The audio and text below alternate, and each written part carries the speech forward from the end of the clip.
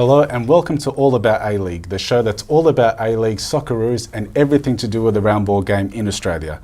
My name is Gabriel D'Angelo and with me to talk about all things A-League is 3ZZZ broadcaster Bernd Merkel. Hello Bernd. Hello Gabriel, how are you? Good, thank you. And journalist for Neos Cosmos, Alex Anifantis. Hello Alex. Good evening Gabriel.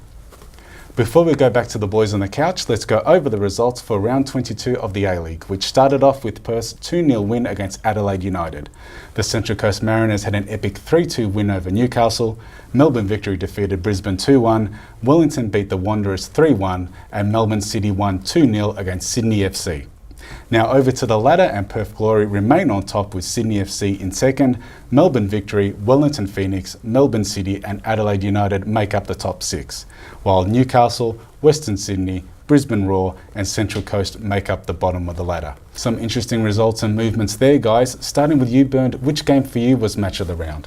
Well, I think the F3 derby on Saturday afternoon in Newcastle, the Jets against the Mariners. Nobody expected anything from the Mariners and they had this 3-2 win. A new coach.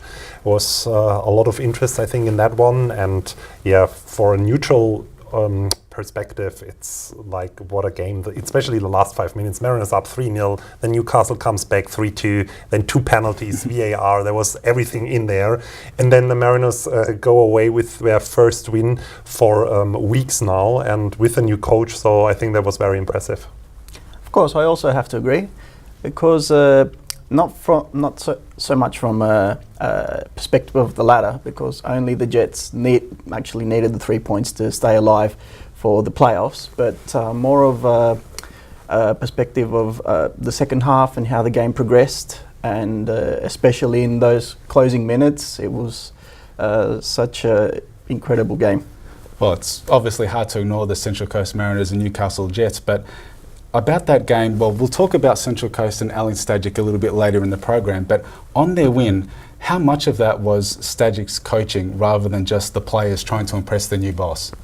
Well, actually, if you look at the game itself, and in the first half especially, you might notice that the Jets had a bit more of the possession and some chances to score, which they didn't actually capitalise on.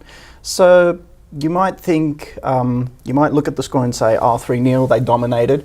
But there was a small percentage of luck as well. And then the Jets, they had their chance to even equalise and walk away with a point from that game. So it was a bit of a, I would say they had their fair percentage of luck too. Yeah. I think also, I mean, with Stajic as the new coach, he can't change everything within a few days. And after the Mariners were defeated 8-2, it couldn't have gone worse for them. So building on that, starting from zero, and then having a new coach that gives them maybe the confidence and saying, look guys, don't look back. And I think that was, he had definitely his impact on that. But I think the players themselves now realized, okay, we have to put our best performance on the pitch and we can play better, and they've shown that. Yeah. I just want to touch up on Adelaide United. Adelaide, the past 5 games, they've had 3 losses and 2 draws. They're in serious danger of actually missing out on finals football altogether. Bernd, you know Marco Kurtz quite well. What is it that he can do, if anything, to sort of get their season back on track? Well, I think if you look especially at the last week, there was a lot of hype and interest in terms of what's happening next year with him, and I think that's distracting definitely, although he might not admit it. But it's also very disappointing if a coach like him doesn't get a clear answer from the CEO, from the club, what's happening next year. On the other hand, I mean, if you look, you can lose against Perth Glory at home. So Perth is definitely the top team. Adelaide was a bit unlucky. And then you have a key player like Craig Goodwin. I think a lot will depend on him during the last weeks. So if he gets back on track and performs on his peak level, then Adelaide will also get back. I have no doubt that Marco Kurtz knows what to do. He just lives soccer and he loves that team. Every time I speak to him, I can feel that. And I'm confident that they will make the playoffs, maybe even get back on the 4th place, but it's still a bit of work to do here. But if I may intersect, this is evident of the unpredictability of the A-League, because we saw at the beginning of the season that Adelaide were doing quite well. They won the FFA Cup, and then later on Wellington Phoenix came into the mix with Mark Rudin, and now who knows? Maybe even Melbourne City, starting with that win at Sydney, they could even reach for a better position in the playoffs. The only team that has been showing stability is Perth Glory, and that's why they're in the position they're in. Yeah, well, you're right, anything can happen. But moving right along to the players and moments around 22, starting with you, Alex, who and what caught your attention this week? Well, I could easily select Costa Barbarouses in his great performance against Brisbane, but I think I'm going to stand not on a moment, but rather on a situation that's been building for the past few weeks. And we've been seeing Melbourne Victory not having a string of poor performances. They struggled against Brisbane as well.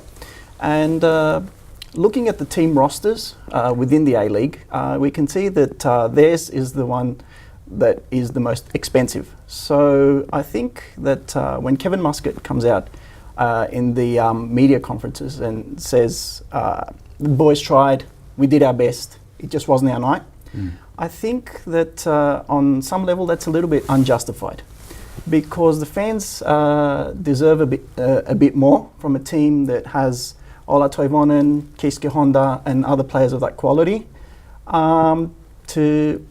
They deserve a bit more from a team to just more than just to go out and just have a performance like that. They should be doing better than what they are. Yes, of course. I mean, in that context, interesting that he axed Lawrence Thomas on Saturday for performance reasons. So that will be interesting what will happen there. But my moment was definitely Ben Kennedy, the goalkeeper of Central Coast Mariners. I mean, there was a lot of criticism on him during the season, and partly right. But what he did in those last 5 minutes, saving 2 penalties, the first one and then VAR, and then they had to do it again, and that was really outstanding. So 3 points saved through him. And then also I already mentioned that what's happening in Adelaide at the moment with Marco Kurtz, I think they really should get their stuff together and find a solution as soon as possible if they want to succeed this season. Yeah. Just touching up on what you said, Alex, in regards to the players and Melbourne Victory and the relationship with Muscat. Ola Toivonen, he came off in the second half yet again. And when he came off, he was extremely angry, he was extremely irate, and he was extremely upset, but more so at Kevin Muscat. It sort of seems like Muscat and Toivonen aren't seeing eye to eye at the moment. Do you think that his anger is justified? And do you think that maybe he might not be playing for Victory next season? Well, as a personal opinion, this is a situation that's been ongoing because having been at the Asian Champions League game against Daegu for the first day of the competition, I saw Toivonen, after they conceded that third goal, he went over to the bench and he had a very intense conversation with Muscat, and he threw a bottle towards him. And I think that their relationship is not going that well. I'm not too positive that he will remain for a second season, so yeah, it's ongoing. Thank you, boys. Some interesting points made. We'll be back to talk more things A-League after the break. But before we go to our break, we would like to take this opportunity to express our sincerest condolences to the people of New Zealand, the victims, the families and the friends of those tragically killed on Friday in Christchurch. We hope that you find peace. And now to our intrepid reporters Max Allrounder and Vanessa Katika, who have been out and about this month speaking to the footballing public at various A-League matches. Don't go anywhere, you're watching All About A-League. We are the best two teams in the competition. The number one, the current number one. Perth against the defending champion, Melbourne Victory!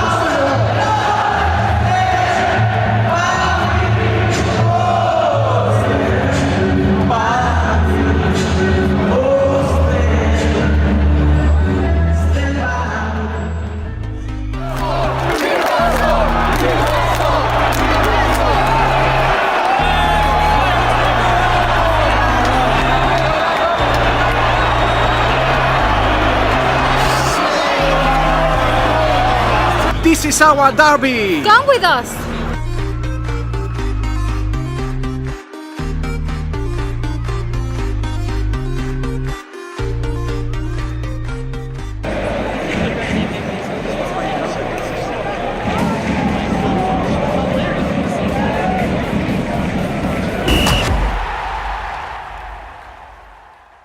Welcome back to the second half of the show. You're watching All About A-League. Since last year, there's been a 24% increase in football participation in the state of Victoria alone, with just over 35,000 registered players and 358 football clubs. In fact, football has grown in participation levels by 13% in Australia and has grown in every state and territory, making football the most played sport in the country. However, despite this, when it comes to federal, state or local funding, football misses out to other sports. The state government here in Victoria has given the AFL $225 million just to keep the grand final at the MCG, despite the fact the AFL have billions of dollars in the bank already. Is the lack of funding a generational thing? Is it a lack of respect for the game? Is it that we don't know how to lobby for money? Or is it all of the above, Alex? Well, Gabriel, I believe we have to also look at the aspect of viewership and attendance, which this season have been dropping dramatically. And this is the aspect that I believe the government are taking into consideration when thinking about the amount of money they're going to be giving towards each sport. Because respectively, other sports such as footy or rugby have much higher attendances and generally generate much higher interest. So the FFA and the state leagues, they have to fix up the whole situation around football so that it becomes more interesting for the people and we get crowds back into the stadiums. I mean, one thing is definitely the attendance, as Alex said. And that's also a lot related to, for example, the national team, like the Socceroos. I mean, 4 years ago, we were the Asian Cup winner, and now we were struggling to qualify for the World Cup. We didn't have a good Asian Cup. So that is not in the favor of the A-League. On the other hand, if you think about the future generation, you need to think about that right now. And if I hear that recently 12,000 kids were rejected, the registration numbers were capped because the facilities can't build up with those increased registration numbers, where are we heading towards to? So if you look at the money that's spent by government, for example, rugby, per capita, you have 3 times the amount of money compared to soccer. And if the people just say, football is always then self-funding, then that's not the truth. And they need to wake up, because the whole world plays soccer and they are all looking at it, but Australia really misses the point and misses the momentum. Well, no, you're exactly right. I mean, here is just a tiny comparison when it comes to the government funding in the state of Victoria alone. When it comes to government funding, Aussie Rules Footy gets $285 million, hockey gets $32 million, and football gets $15 million. When it comes to funding per participant, Aussie Rules Footy gets $1,444 per participant, hockey gets $1,473, and football gets only $67 per participant, despite easily being the most played sport in Australia. I can understand that in Victoria, AFL is king. I can get that. And in other states, it's rugby and rugby league and all that. I can understand that. That's fine. But without sounding like there's some sort of conspiracy theory or anything like that, it does generally feel like that there are people in positions of authority that deliberately do not want football to grow. What are your thoughts? Well, I think especially if you're talking about Australia as a sports culture, and I recently heard an interview on that. I mean, how is it perceived in the world? You're looking at the Olympic Games and you're looking at the World Championships. And that's where Australia will definitely struggle. We already struggled last year in Russia, right? I mean, the Matildas, hopefully they will have a good World Cup this year. But then Australia is also thinking about having the World Cup here in 4 years' time. And I don't see at the moment that the government realizes where we are heading towards to with football in Australia. And the numbers you said, it's ridiculous. Yeah. But you also have to look at it from a kind of cold business perspective, like what are you making out of it? As I said before, there's the attendance, there's the viewership, but also there's the export. Like when Australia is not creating footballers, it's not sending footballers out to play in the big leagues anymore. The teams are not receiving transfer fees, so it's sort of like it's asphyxiating, if you know what I mean. Yeah. But we're talking also about, kids, they should get out, they should exercise, obesity is a big topic, and then those kids can't do what they want to do. They are refused to play football in this state, and I don't understand that. Well, we can talk about this all day, but just to sort of highlight the lack of understanding and the lack of knowledge that some people in positions of authority have towards football. The chair of the Australian Sports Commission, which is a government body, John Wiley, he was at a forum last year talking about how we can get sports as a sort of as a bridge to build economic and business interests with Asia. He didn't mention football, he didn't mention basketball, cricket, or even rugby. He said that the link between Australia and Asia with sport is with AFLX. That just says it all right there. But, well, we can talk about this topic all day, but right now we have to move on. There are no games next week due to the international break, so we can't do any tips, but I want to briefly touch on the appointment of Alan Stajic as caretaker coach of the Central Coast Mariners. There have been some major problems with discipline from some of the players. There are also major concerns about the direction of the club in regards to the administration of Mike Charlesworth. With the limited amount of time available, can Stajic start to turn things around for the Mariners, Bert? Well, he doesn't have a contract for the new season yet, but he couldn't have had a better start than what happened last weekend. I mean, a win against Newcastle, and especially that nerve-wracking in the last minutes.